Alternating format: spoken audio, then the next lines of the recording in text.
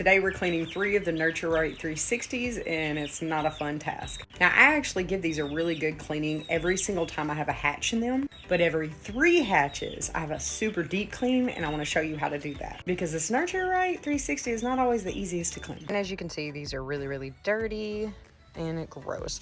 So the first thing we're gonna do is take this can of compressed air and get all of this blowed out. Then we're going to actually be taking this part of the Nurture Right 360 apart so that we can separate that little metal turner, the little motor that has this metal that is for the turner. We can take that out to protect it from the water. And I'm not gonna lie to you, due to the humidity and conditions, this is a design flaw in my opinion. So every 3 cleans when I do this deep clean, I actually sand these portions down a bit because they do begin to rust. Hit them with the air. Whoop. Was packing a punch, blew the entire straw off. This just makes it easier when you clean it out with the water.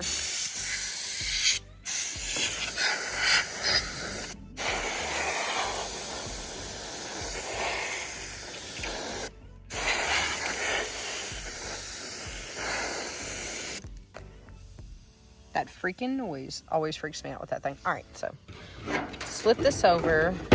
You're gonna need a little Phillips head screwdriver, and we're just gonna take those out. All right, now that all 4 screws are out, we're just gonna pop it right here. And there's the motor. You've got 1 screw that kind of holds the wiring in, and this holding the brackets in for it. We actually need this larger Phillips head. And forgive me, I'm doing this with 1 hand, obviously, but we're gonna unscrew this and pop this motor out. All of those are out. Let's go ahead and pull this out. This one doesn't seem to be damaged, hardly at all. There's a little rust, but not much. My hands are still filthy. I've been out in the garden, so, but now you can take this entire thing and just soak it. Literally soak it and minimize the scrubbing. Now, we're gonna do that with all 3. And I know for a fact this one's going to be super rusted, so we'll have to sand that down, but I'm going to go ahead and take all these apart. And honestly, it's just a smart idea to have a small container to put all this crap in. You can obviously tell this is an older one simply because of how bad it's rusted, so the seal is still pretty good on it, still intact, so we're going to make sure to sand some of that down and then wipe that sanding clean, those sanding particles. Now we can take all of these in and completely soak them. And now that they've been soaked and scrubbed and cleaned off, these are going to be set to dry. So now that all the bottoms are cleaned and they're drying, it's time to clean the top. And basically, we just kind of go in there and do the same thing. Add some of this compressed air, and you see all that? Get these things cleaned out. Then we're going to go in here with paper towels and 70 to 90% alcohol spray, sanitize, and wipe every bit of this on the inside and the outside. Now, the only time I really take these 4 screws out up here is when this is uber filthy. And do you see that dust? We need to go ahead and blow that out as well. So we're going to go ahead and do that. Remember me saying that this little motor right here on the turner part can rust, and it really can jack things up because if it gets caught, it will burn the motor up. So you can tell this is my oldest one. The seal is still good. It's not dry rotted or cracked.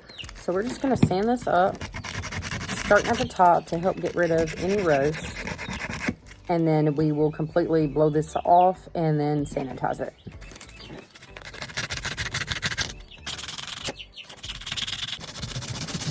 Now that we've cleaned this all up, we'll take a little bit of alcohol around here and it's good to go to put back together. All right, to put this back together, we're just gonna take our little motor. We're gonna turn the cord towards this way.